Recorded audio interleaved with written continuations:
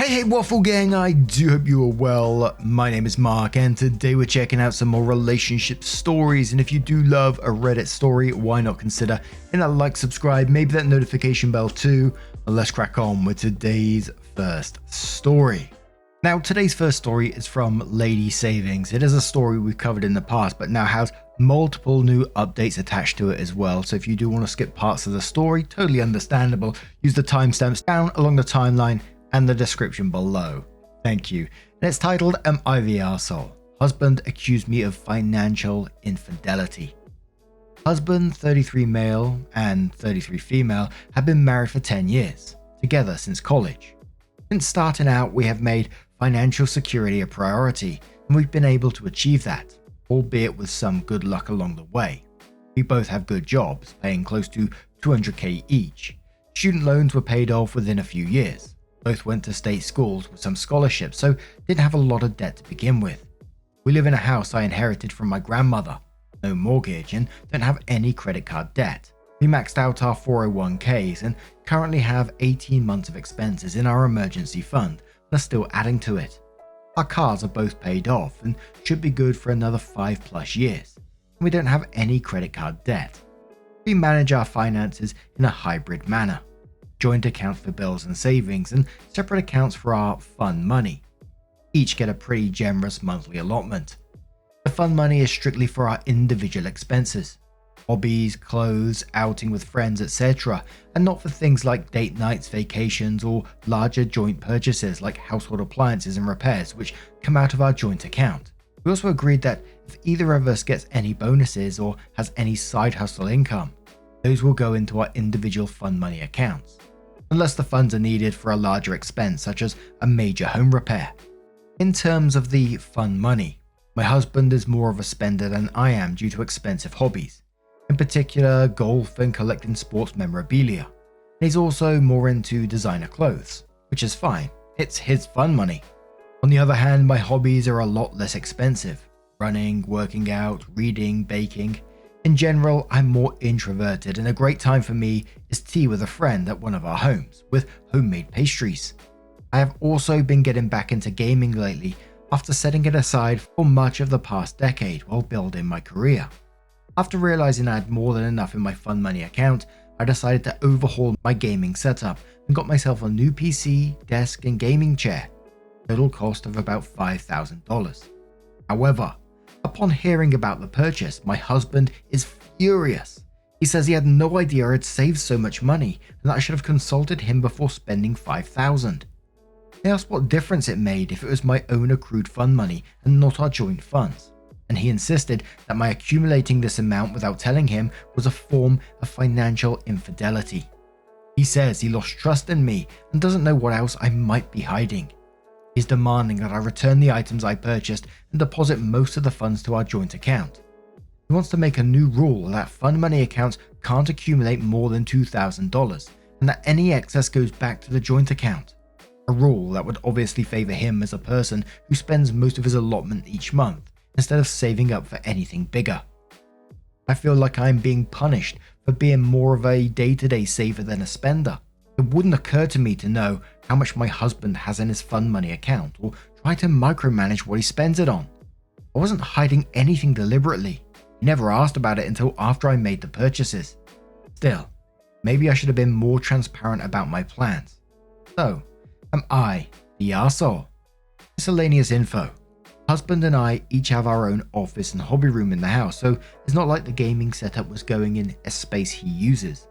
I don't usually game when my husband is home unless he's already busy doing something else. My biggest block of gaming time is typically when he's off playing golf. Also, I run 40 to 50 miles a week, so it's not like I am generally sedentary.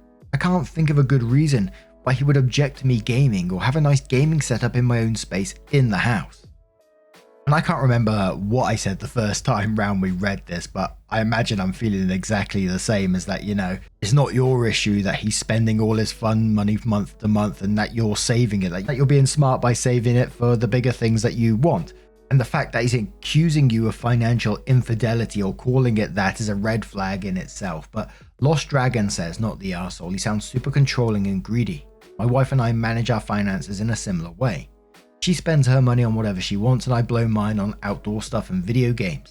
We have joint checking and savings for household expenses, kids, vacations, etc. I'd sit him down and tell him how he chooses to spend his own money is his business and how you spend yours is your business. He agreed to this arrangement and doesn't get to change the rules because he chooses to manage his money differently than you, and you aren't going to return anything because he's acting like a spoiled man-child who didn't get a new toy when you did. OP responds to that and says, I actually had and have a lot more than 5k saved. We've had this arrangement for a few years and I typically only spend about $500 of my allotted $1,500 a month. Maybe a bit more some months if I need to replace my running shoes, buy other clothes, or have any outings with friends planned like concerts, but in that range. John Bennett Palm says, not the arsehole, this isn't a money issue, it's a control issue. Seems like you've spooked him by showing you can quietly amass funds out of sight. You are making a good income and have few expenses, so 5k should not be that big a deal regardless of the circumstance. The only reason it is because your spouse thinks he should have a say in your spending. Read freedom. I'm not saying this is abusive behavior, it could be something else, but this is a thing abusers do. Better to nip it in the bud. Do not agree to the new 2k limit. Push back. Miyuki says, it's funny that he's accusing you of financial infidelity when he's trying to manipulate you into handing over money you saved. This is a naked money grab, not the arsehole. OP says, yes, it does feel like he's trying to change the rules and make me feel guilty about spending all my extra money right away. Honestly, this is one of the main reasons I thought separate discretionary accounts was a good idea. Ironically, I thought it would prevent arguments like this about what we should be spending or saving. And one more comment from Darkulus, he says, not the arsehole. I wouldn't do anything nuclear, but I'd have a conversation with him about how you don't question how he spends his fun money and how he should give you the same respect. There has to be something else going on as you guys seem to be doing pretty well in the money department. Is he worried he's going to be laid off or something? OP says, it's a good idea to discuss what he might be worried about. Of course, nothing is 100% certain in this economy, but our jobs both seem very stable, and again, we have enough saved to last at least a year and a half, even if we both drop down to zero income.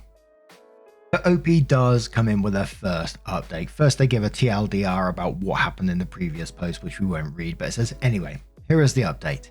My husband finally calmed down enough to have a conversation with me. As many others who provided comments suggested, it wasn't really about the money, but a window into larger issues in our relationship. Essentially, my husband has been feeling increasingly unhappy with me for a while for the following reasons. In general, he feels that he's a lot more committed to his career development than I am to mine. It's true that although we currently have about the same income, the ceiling for his field, finance, is a lot higher than the one for mine, tech and software development. He's currently in an executive training program and I'm decidedly not. He's feeling resentful that he's having to work long hours in a high pressure environment, while I get to go to work primarily at home doing something that is fun, fairly easy for me, and I'm not stretching myself to do more. He's concerned that over time, these resentments are going to build, and I'm not going to end up pulling my weight financially if he takes huge leaps in his career and I don't. He remarked that since getting back into gaming a few months ago, I've been putting a bit less effort into cooking. I do nearly all the cooking because I work at home and have an easier schedule. It's true that I have been fixing simpler meals, things like grilled chicken salads or chili with cornbread, instead of elaborate meals with fussier foods and several sides. He has also noticed that I haven't been doing the elaborate table settings I used to, with flowers on the table, fancy placemats, etc.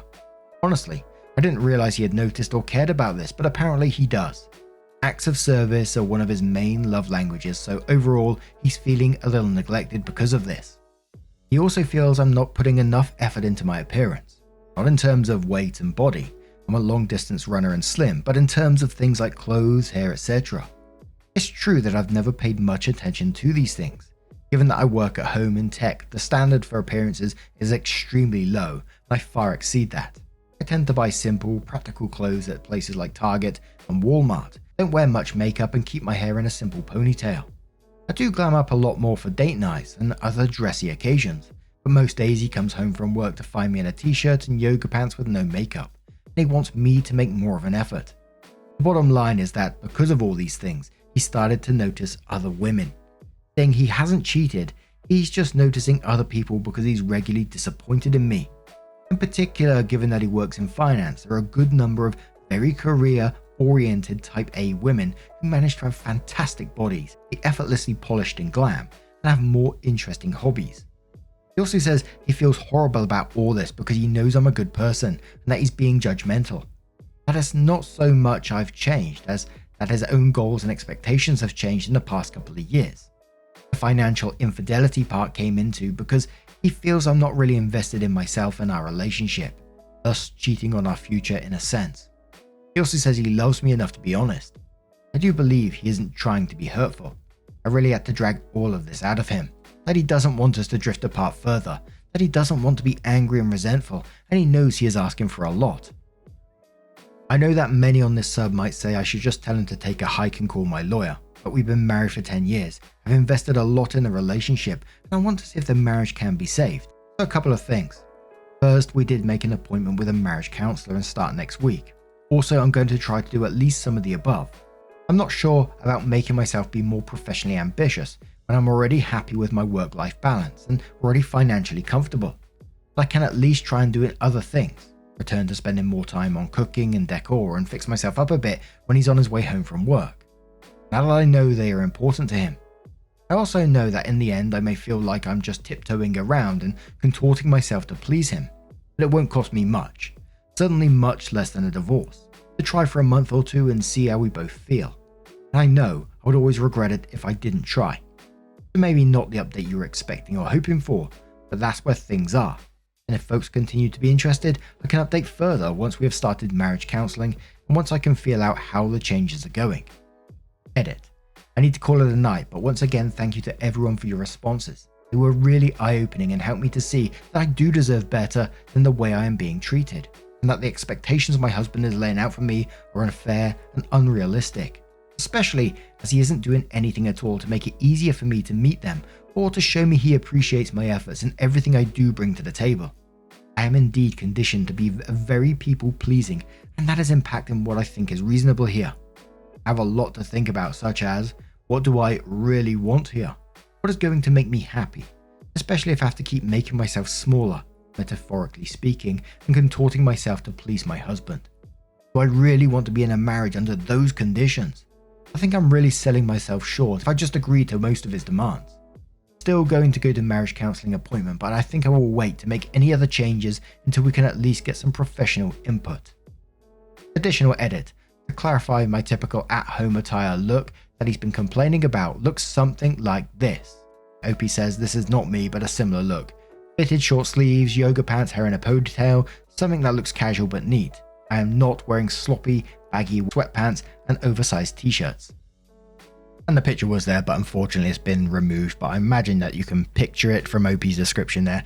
OP comes in with a new post, shares their first two posts and says, so the more I thought about it, the more his requests, demands really, were sitting poorly with me. I decided to try a little experiment over the weekend to see what would happen if I tried to meet some of his demands. Not because I actually thought they were reasonable, but because I increasingly had the sense that the goalpost would just keep moving, that I was playing a losing game. So Saturday morning I went to the salon for a glow up, haircut, fresh highlights, mani, pedi, then went to the farmer's market to pick fresh flowers for our table and assorted other gourmet ingredients.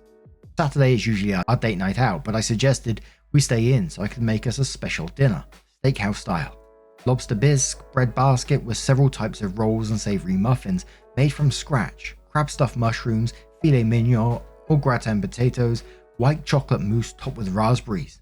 I wore a lavender, his favorite color on me, sheath dress and high heels, fully done hair and makeup. For all of that I got a lukewarm thanks, it was tasty, and a kiss on the cheek. Of course I did all the serving and cleanup. Sunday we usually go out, but he suggested I make us brunch at home. I made French press coffee, mimosas with fresh squeezed orange juice, Belgian waffles with banana fossa topping, eggs scrambled with parmesan and fresh herbs from our garden, roasted fingerling potatoes and maple glazed bacon. I wore a blue sleeveless sundress, wedge sandals, again did my hair and makeup. Again I got a thanks, it's good, and no help with serving or cleanup. Afterwards I asked if this is what he had in mind when he critiqued me before. He said that it was a start, but that I was acting very entitled for wanting credit for basic adulting. He then dropped the bomb that he was being so hard on me because he realized lately I had a lot to make up for due to being a low-value woman. I asked what on earth he meant by that, and he said it was because I wasn't a virgin when we met. What? Keep in mind we started dating at 21. Neither of us claimed to be virgins or stated that as an expectation. Except for very religious people. Neither of us is. I don't think most 20-year-old college students are virgins. I was up front with him then that I had 2 previous partners. My high school boyfriend, we went our separate ways when we went to different colleges in different parts of the country, and another boyfriend I had met my first year of college. And that's it. Both committed relationships and nothing casual. He then went on to say that because of my low value, I was going to need to be making it up for him for the rest of my life. That I didn't deserve monogamy or equal treatment, and that I was lucky that anyone at all wanted to marry me, and that he's connected with someone from work, so if I wanted to keep him, I'd better step up. I told him it didn't sound like there was anything to keep if he no longer loved me, or even liked or respected me. Told him to leave, and he said he would gladly go to his girlfriend's place. I know so many people here insisted he was having an affair, and I just didn't want to see it, that his complaints were really all part of a campaign to distance himself from me. I feel so foolish for just thinking he was going through a stressful time at work, or that he genuinely wanted to work on our marriage. Anyway, I've taken the week off work to get my head together, have an appointment with a lawyer tomorrow, cancelled the marriage counselling appointment, but got a referral to an individual therapist who can do an intake session with me later in the week. He and the girlfriend apparently are coming this evening to get more of his clothes and things, so I have to brace myself for that. Also, please be assured, I do not think I am low value in any way. I let my husband make me think less of myself on some levels for a short time, but now I truly see it was a him problem. Obviously, we don't share the same goals and values. He's become someone I don't recognize. I know the divorce won't be fun or easy, but I will be okay. Thank you all for helping me see that I was being played before I wasted too much more time in a marriage that was already over. OP's next update says, "Hi all. I was going to post another update, at least not this soon, but I've gotten dozens of DMs and messages asking if I'm okay and how things are going. So this is specifically in response to those who are checking in on me." OP then recaps the previous part of the story, then says, "So he was supposed to go and get his stuff on Tuesday evening, a couple of days ago, but told me at the last minute he couldn't because Amy, his girlfriend, wasn't feeling well. Some people called in the comments, but yes, she's pregnant apparently. He told me this on text, so I have proof of the affair in writing now. It's not just his word against mine. Anyway, I didn't want him to keep jerking me around on the schedules for whatever reason, so I told him I'd pack his stuff for him and arrange for movers. I think it's better that way. I really didn't want him or them in the house.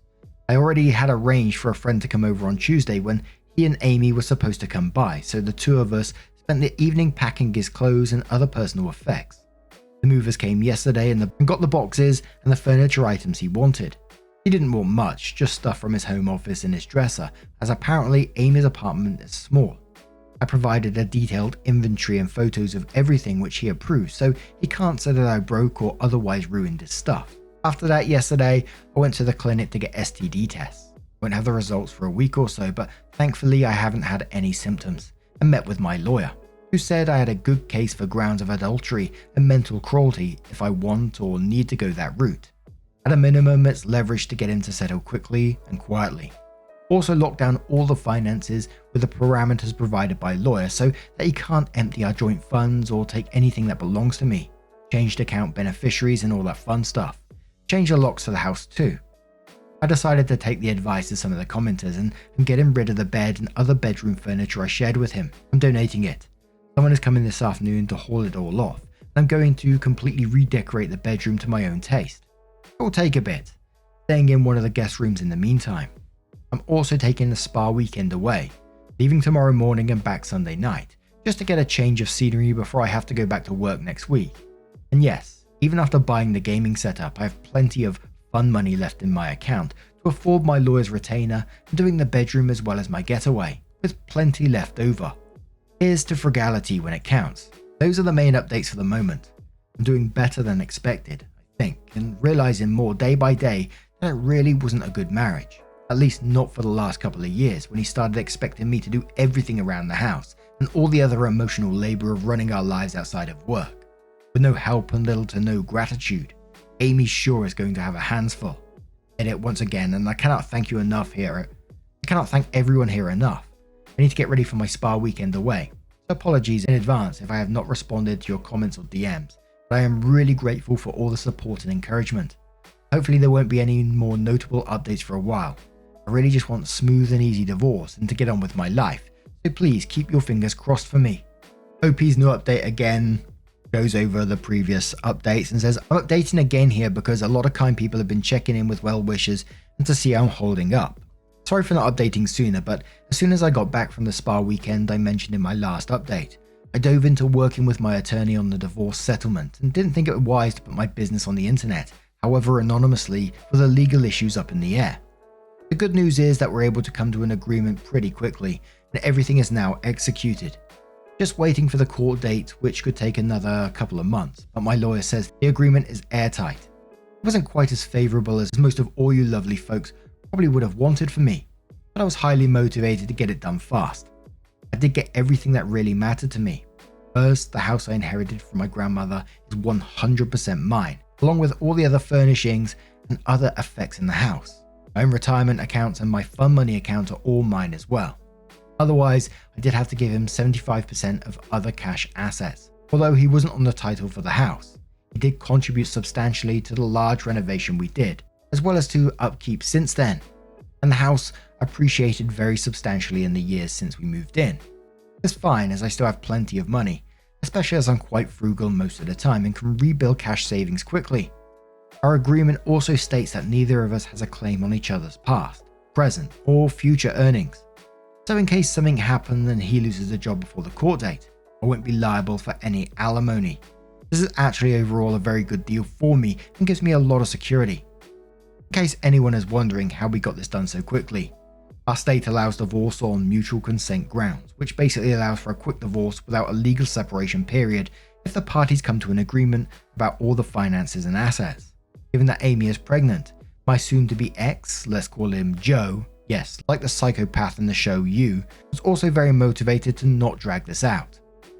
Now for the real dirt of this update. Last weekend, shortly after all the papers were signed, Amy reached out to me. She asked if we could meet and talk.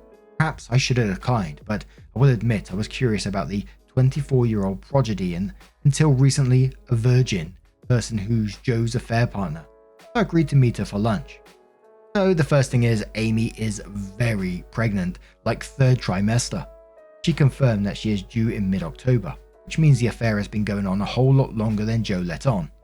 Whatever, it's water under the bridge as the divorce is almost final. However, after some polite but chilly pleasantries, she asked me when am I going to be moving out of the house, because surely Joe has been patient enough with me giving me time to get my life together. Her apartment is small and they are needing space for the baby. What? I told her she must be mistaken as the house is mine, inherited from my grandmother. But asked her what else has Joe told her about me and our marriage. And lie after lie, Joe's lies that is, tumbled out of her mouth along with crumbs of the real story. These gems include, well, it was true that she and Joe met at work, but it was about a year ago when they were both interviewing for the executive training program they are now in. Amy said though that they first became friends before getting together romantically. Apparently Joe told her that he was legally married but that we had been separated in spirit and living separate lives since 2020. That he didn't want to kick me out and make me homeless during the pandemic because I didn't make much money and we live in a HCOL, which is a high cost of living I believe. Joe told Amy that we met in our early 20s when he was mentoring me in a GED prep program. That I was a high school dropout who was struggling with addiction and essentially that he rescued me, helped me get clean, tutored me for my GED and had been supporting me since through gradually working on college classes. He told Amy I was working on prepping for an IT career and was currently making $45,000 as a help desk technician, but he wanted to make sure I could at least afford a studio apartment. He also told Amy that we had separated because I had relapsed and he couldn't have a meaningful relationship with a drug addict.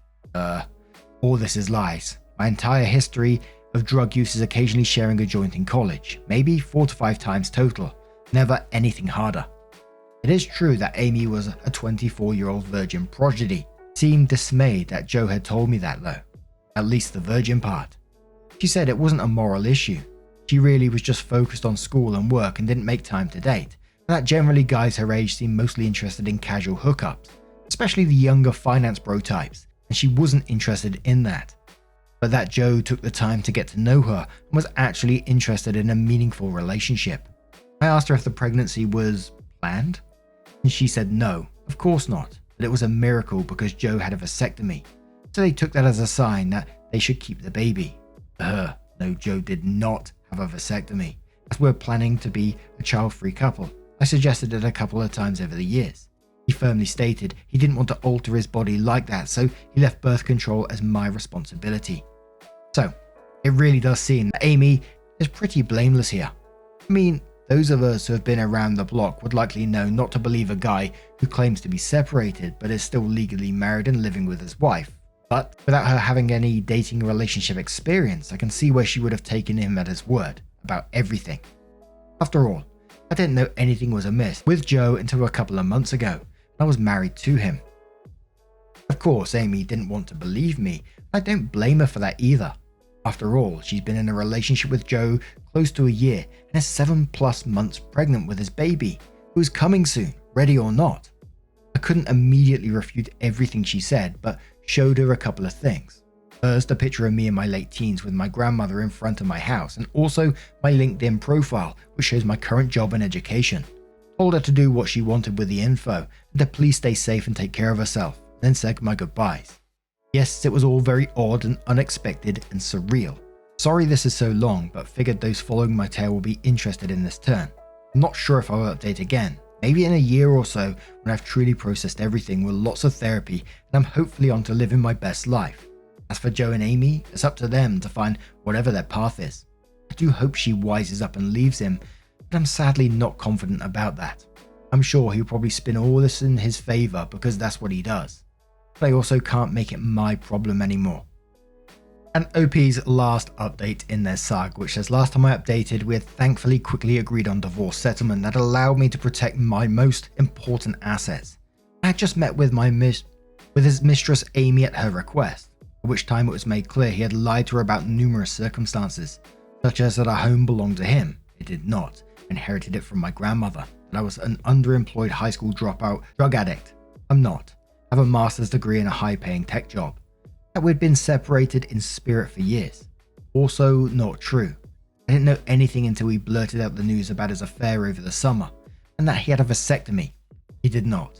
We talked about it, but he decided not to, despite us, him in particular, not wanting kids. I told her the truth and even provided as much evidence as I had on me, but she didn't seem to believe me and went home to Joe. I know quite a few people have been reaching out for more news, but I waited until my divorce was finalized to avoid risking any complications, and also just thought it'd be best to let things settle for a bit. The good news is, I'm now divorced. The final decree came through a few weeks ago. It actually all went very smoothly.